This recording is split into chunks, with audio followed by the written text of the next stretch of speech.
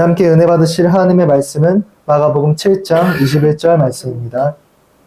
함께 화면을 보시면서 합독하시겠습니다.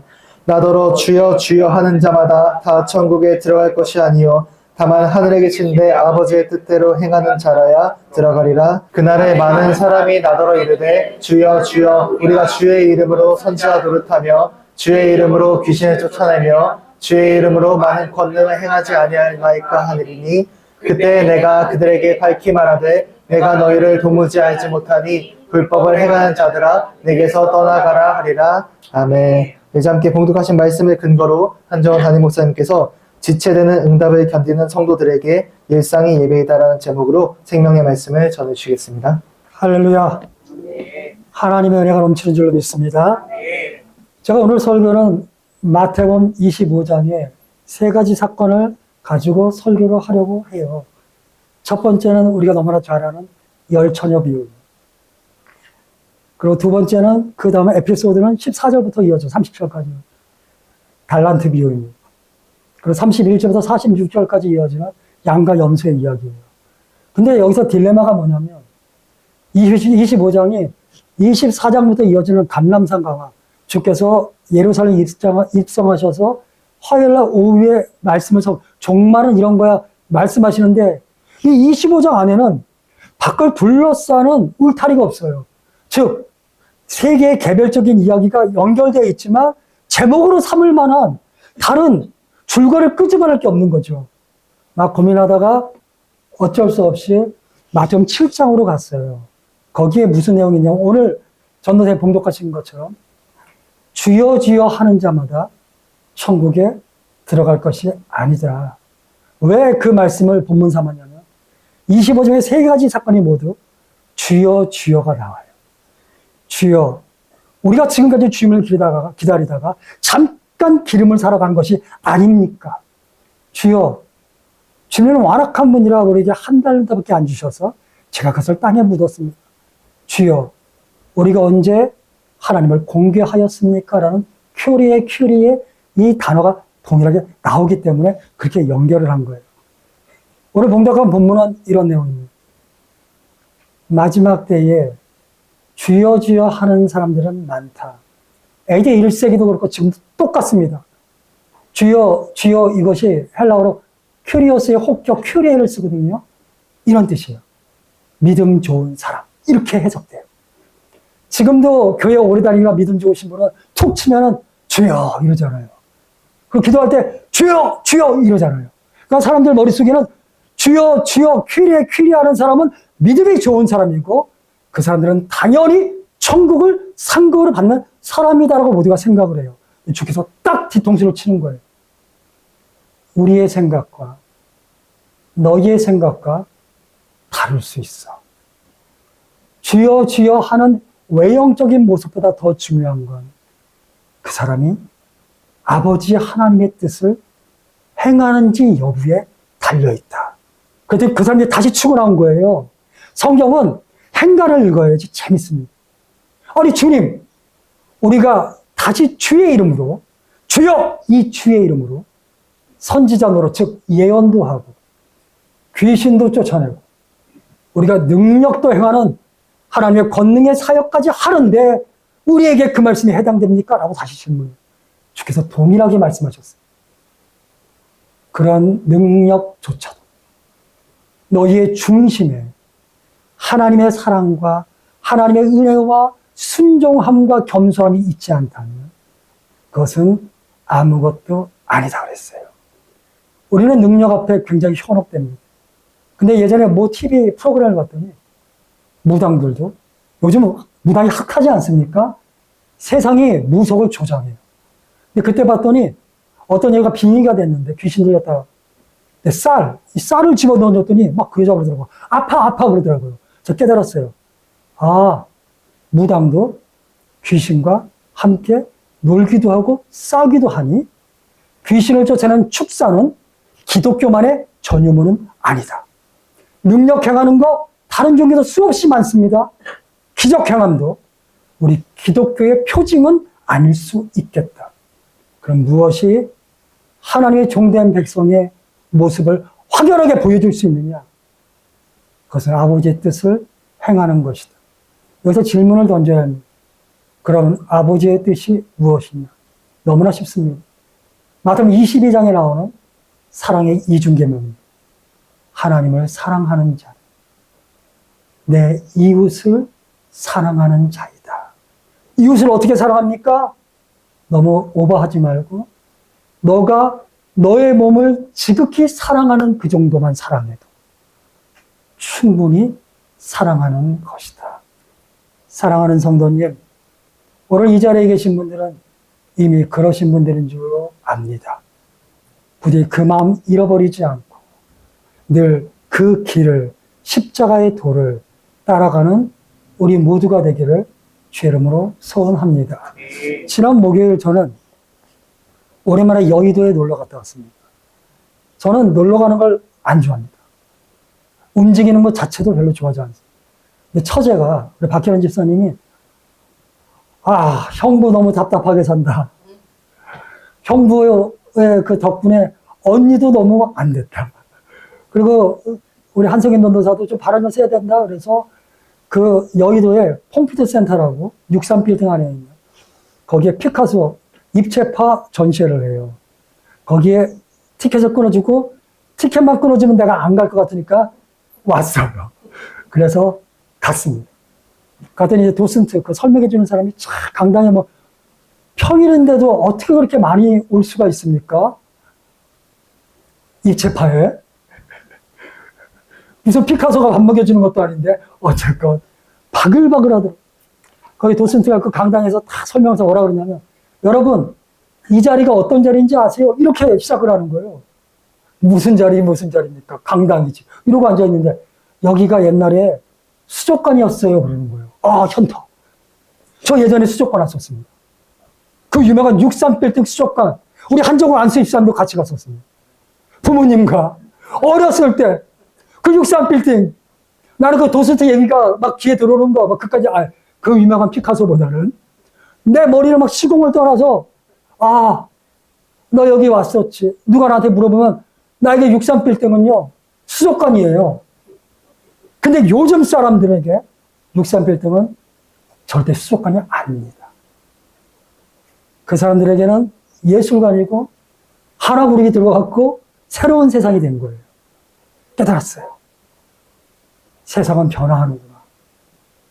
내 고집만 가지고 살 것은 아니구나. 나의 일천한 지식이 모든 것은 아니구나. 예수를 믿었다. 그래서 예수를 믿었음에도 불구하고 과거의 것에 묶여 있어서는 안 되겠구나. 주님이 주시는 새로운 것, 새로운 은혜를 받아들이는 우리가 돼야 되겠구나. 이런 생각을 했어요.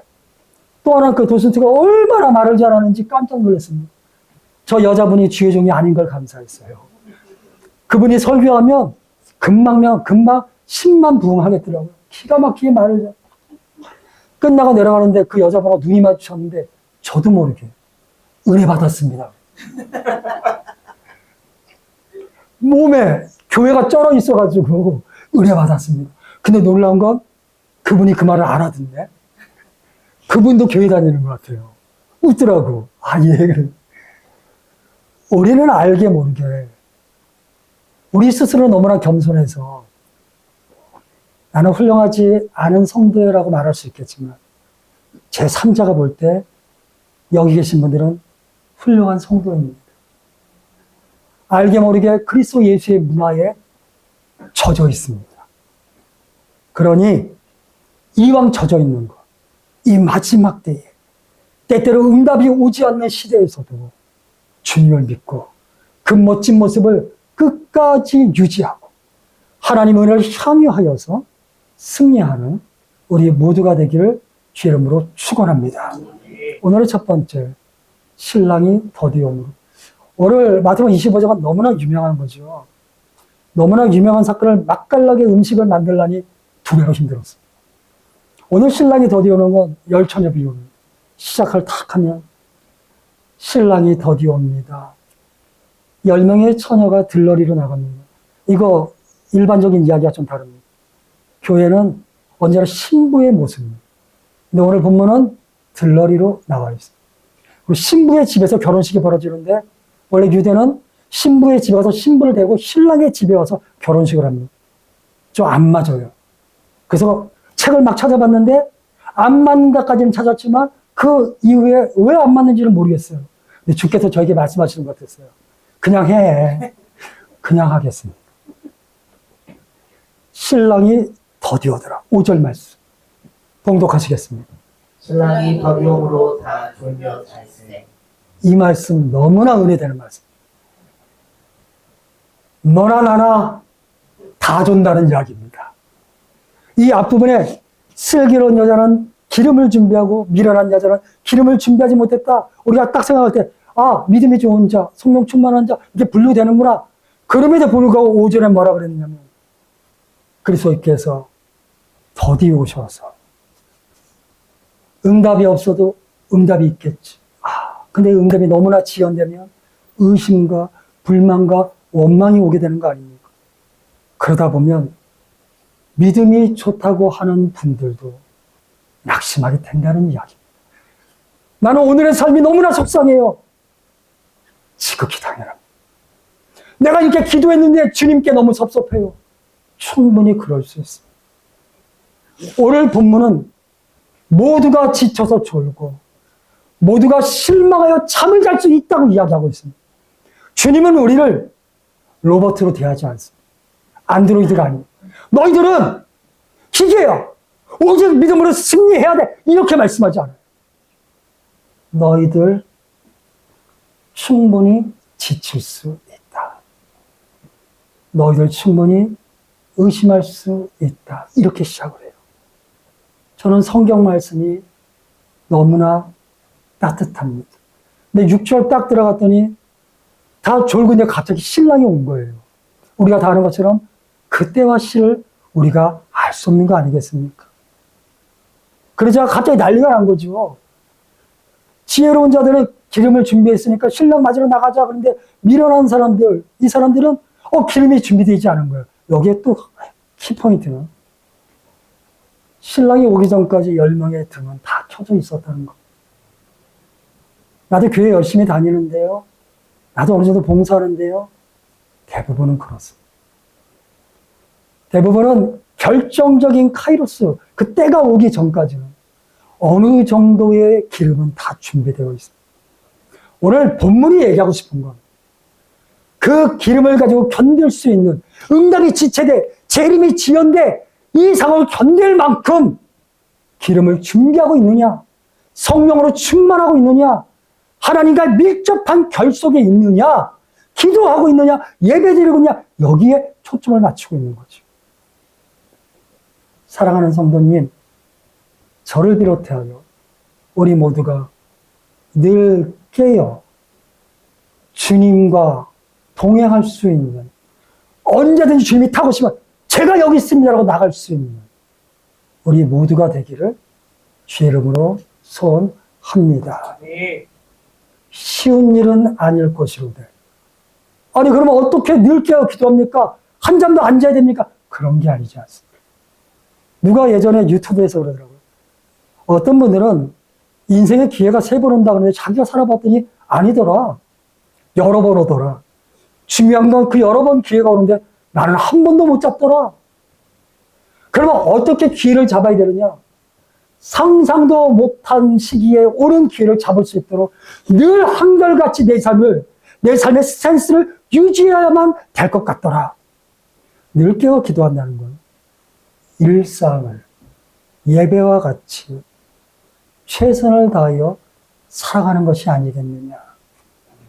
주여 주여 늘 기도하다 이런 차를 넘어서서 내가 살아가는 목표를 주님께, 내가 직장 다니면서 하나님의 영광을 위하여 하나님이 나에게 주신 이 생명을 소중히 여기고 부유하게 하고 나를 통하여 하나님 영광 받으신 놀라운 일들, 그런 일들을 위하여 최선을 다해 등불을 밝히고 분초를 아껴가며 기도하고 주님과 동행하는 우리 모두가 되기를 주의 이름으로 소원합니다. 오늘의 두 번째, 고난과 한계 속에서. 너무나 잘 아는 달란트 비유입니다. 마지막 종말 때에 주님이 타국으로 가고 종들을 부릅니다. 다 아는 내용이잖아요. 5달란트, 2달란트, 1달란트를 주셨다. 이 본문에서 핵심은 비교의식인 것 같아요. 주님이 안 오신다? 너무나 섭섭하다 플러스 왜 저 사람은 나보다 더 가졌지? 이 엄청난 갈등. 나보다 하나도 나은 게 없는 것 같은데 왜 더 하나님의 은혜를 받는 것 같지? 근데 성경은 제 능력으로 주께서 주셨다. 그것도 억울한 거죠. 아니 내 재능은 내가 왜 쟤보다 달란트가 부족하지? 충분히 이럴 수 있는 거죠. 근데 저는 성경을 읽으면서 좀 불편하다 하는 내용이 하나 있었어요. 3명의 종을 불러서 달란트를 주셨는데 3명을 동시에 불렀을까? 그러면 더 섭섭한 거죠. 5, 2, 1. 모르게 줘야지. 내가 내 앞에서 얘한테 5개 줘? 그럼 열받는 거죠. 그래서 또 주석서를 다 찾아봤습니다. 공개적으로 줬을까? 3명을 불렀다 했지만 성경에 나와 있지 않지만 순차적으로 불렀을까? 근데 주석서에 이렇게 나왔다. 그게 뭐가 중요하냐? 그게 뭐가 중요하냐? 중요한 건 3사람에게 나눠줬는데 그 3사람이 그 사실을 알더라고 중요한 거지. 알아. 주님이 셋 다 불렀건 안 불렀건 그 사실을 얘네가 알아. 당연히 아는 거 아닙니까? 우리 안 집사님이 나보다 잘생겼어. 내가 보는데 그걸 몰라? 우리 집사님이 나보다 능력이 많아. 굳이 가르쳐줘야 하나? 보면 아는 거지. 이런 엄청난 비교의식 속에서 주님은 오지 않지. 기도했는데 응답은 없지. 주변을 돌아봤더니 나만 도태된 것 같이. 이 갈등을 깔고 이야기를 읽어야 되는 거예요.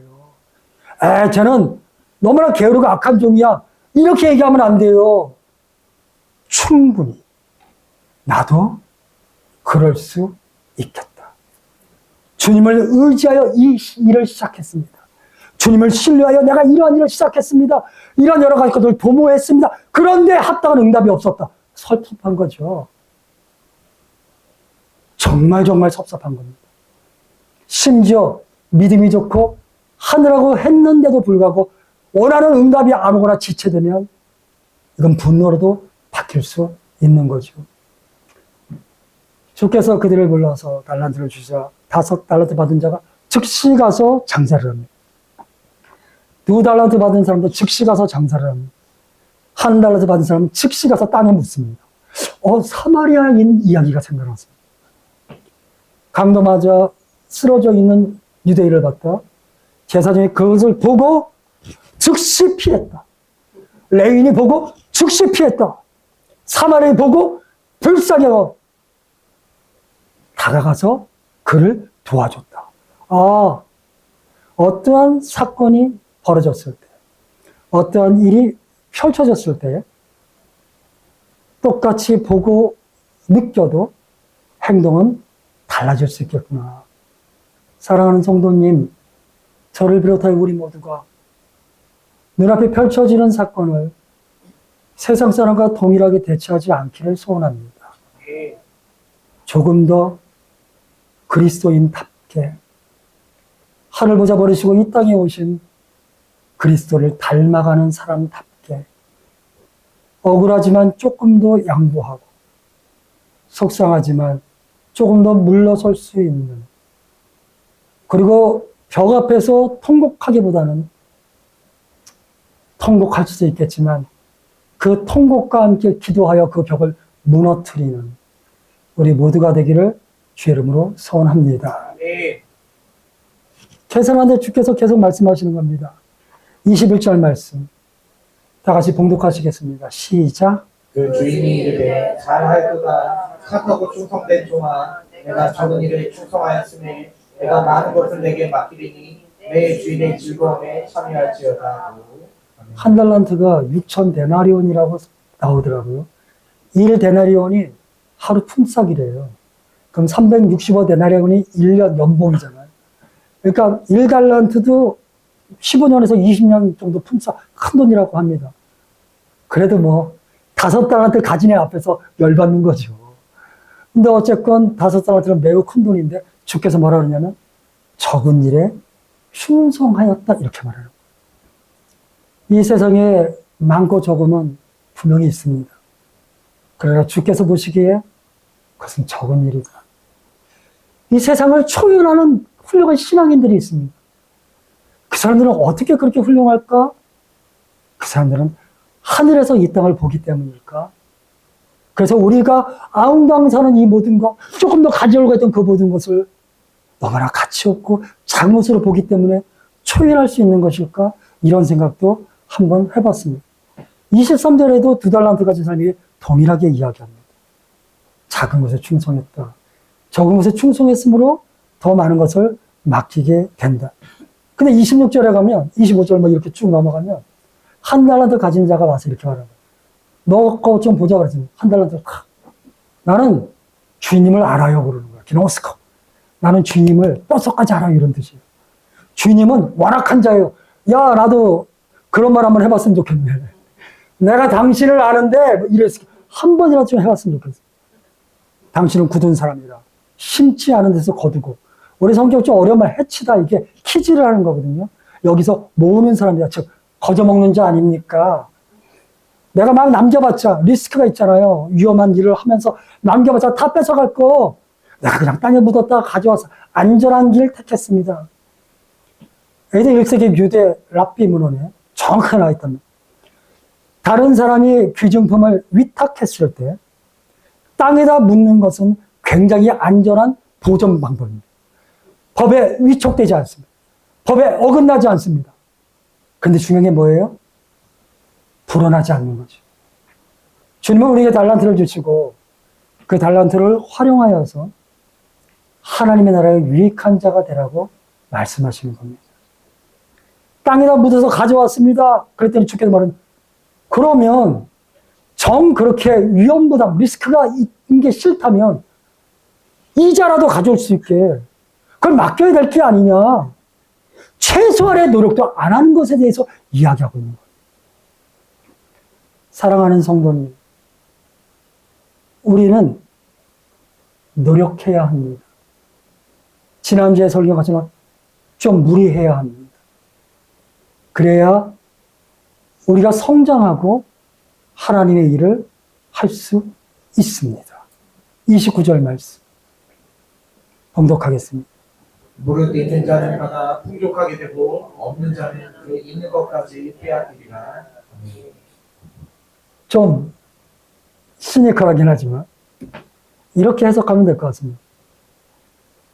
하나님 나라의 일꾼이 더 큰 일을 할 수 있도록 쓸데없는 것을 너에게 집중하겠다.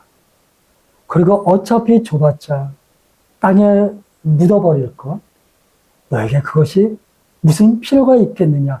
여기까지만 해석하지 말고. 그러니 가진 것 최선 다해서 노력해라라고 우리가 해석해야 될 것 같습니다. 예전에 어떤 부모가 야, 이 공부도 안 하는 녀석아 나가주고 그랬더니 이 아이가 얼마나 착한지 나가서 사고 쳤어요. 그런데 이게 사실이잖아요. 그런데 말이 됩니까? 말이 안 되는 거잖아요. 오늘 본문도 똑같아요. 주님이 있는 걸 빼서 이렇게 해석하면 안 돼.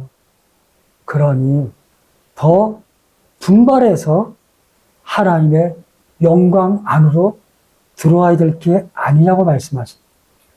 그 음성을 듣고 승리하는 우리 모두가 되기를 주의 이름으로 소원합니다. 마지막 세 번째, 지극히 작은 자 안에서. 우리가 그리스도 예수의 재림이 지연된 초대교회를 생각하면 이건 엄청난 겁니다. 왜냐하면 생명의 위협을 느끼는 박해가 있었잖아요. 그리고 그 지역사회에서 완벽하게 따당했잖아요. 그리고 길드, 그 상업조합이라든지 그들의 몸에 끼지를 못했어요. 왜? 이방신들을 모셔야 되기 때문이에요. 경제적, 정치적, 그 인간적인 모든 것에서 소외되는 너무나 슬픈.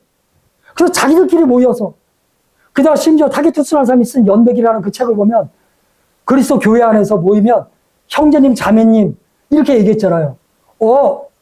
부부가 형제, 자매나 그러네? 그래서 뭐라 그랬어요? 근친상간하는 자라 그랬잖아요.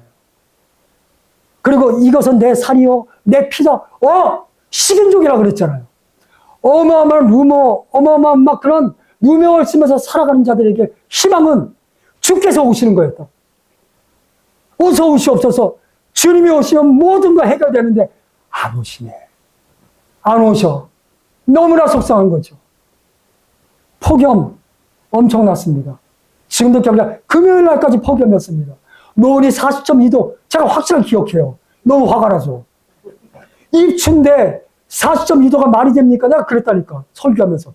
아, 그랬는데 주께서 보라는 듯이 토요일부터 선선하게 하시는데. 야. 그런데 과학적으로 그것은 뭐 이중열동이 깨지고 저기 막 나오지만 저는 이렇게 생각합니다. 알겠어, 과학적으로. 근데 그 과학 너머에서 주께서 이렇게 더위를 밀었다라고 저는 스스로 신앙적으로는 해석을 합니다. 주께서 재림하시면 모든 게 해결되는데 내 삶의 모든 문제들 이렇게 기도하는데 주께서 이렇게만 밀어주시면 다 응답되는데 왜? 그럼 나는 이 갈등선에서 어디서 주님의 얼굴을 봐야 합니까? 욥의 그 간절한 절규. 내가 고난 나가는 건 약속해.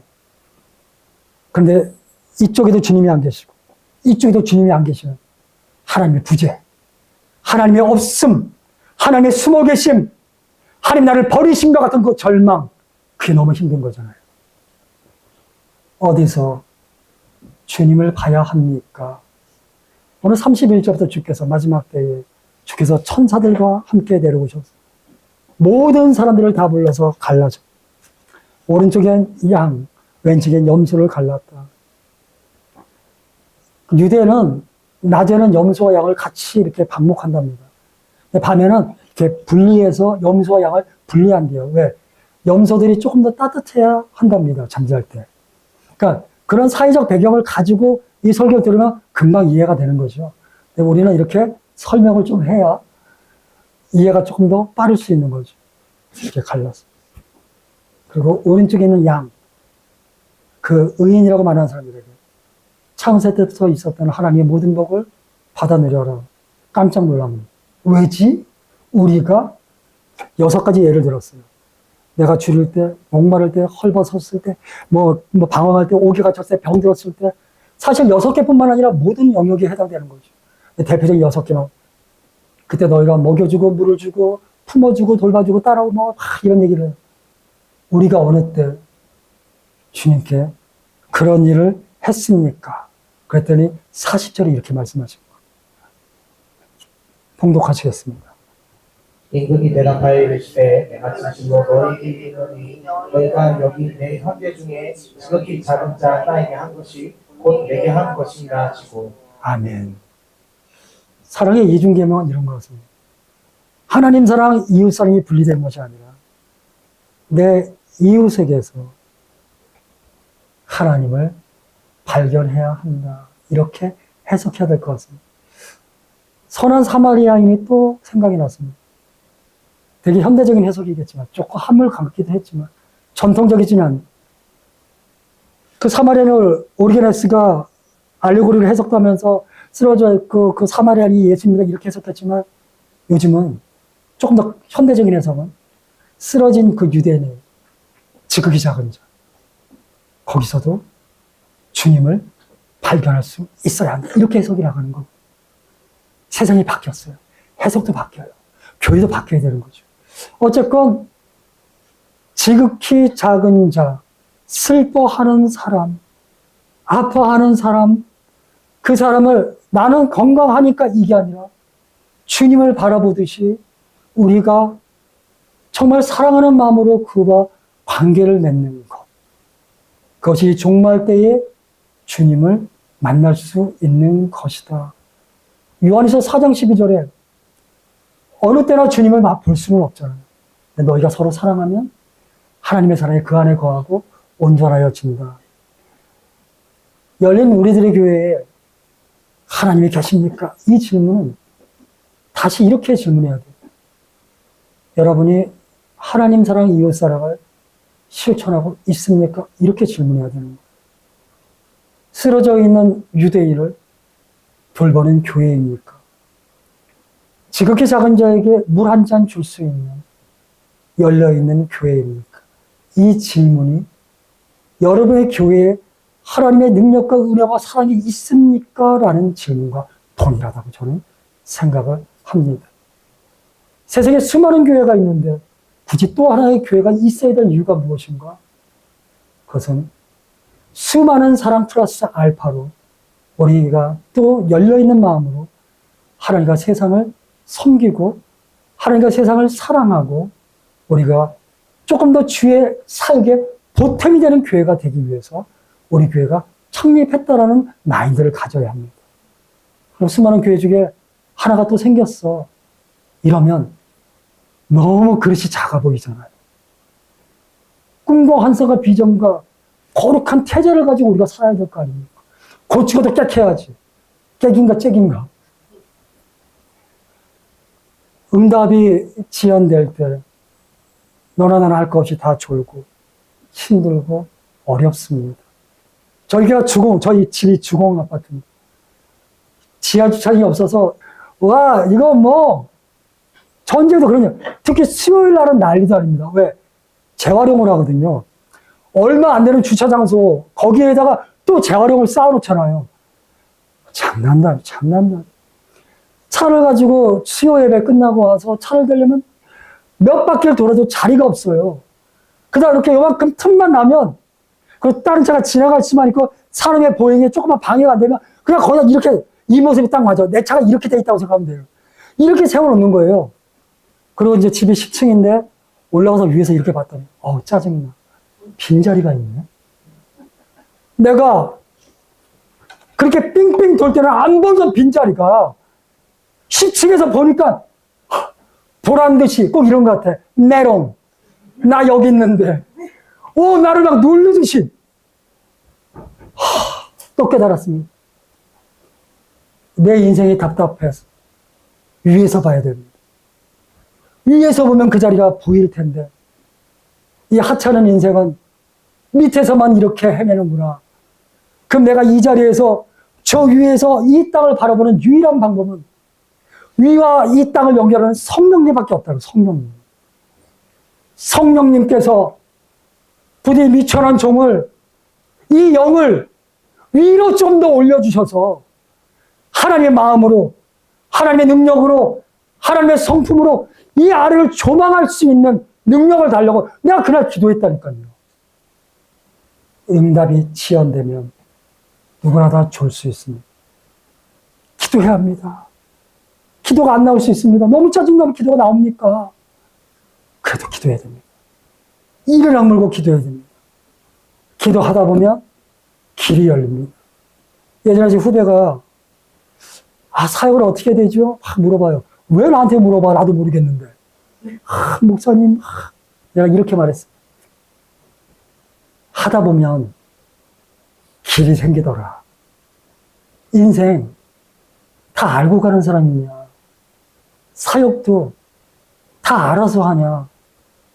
하면서 성도님들한테 배우기도 하고, 성도님들 하시는 말씀에 깨지기도 하고, 내가 했던 말을 후회하기도 하고, 내가 했던 일에 입을 킥도 해가면서, 그래서 조금씩 발전해가면서 걸어가다 보면 세월이 흐르더라.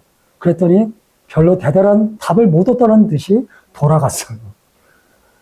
인생 응답이 더디더라도 묵묵히 일상이 예비다라는 믿음으로 한 발 한 발 묵묵히 걸어가시면 가장 맛있는 족발이 가장 아름다운 족발이 될 때도 있고, 먹던 음식 뱉고 뛰쳐나가는 적도 있고, 감던 머리를 붙잡고 뛰쳐나가는 적도 있는 우리의 삶의 수많은 이야기 가운데 주님을 바라보고 그 주님의 사랑을 경험하며 승리하는 우리 모두가 될 줄로 믿습니다. 아멘.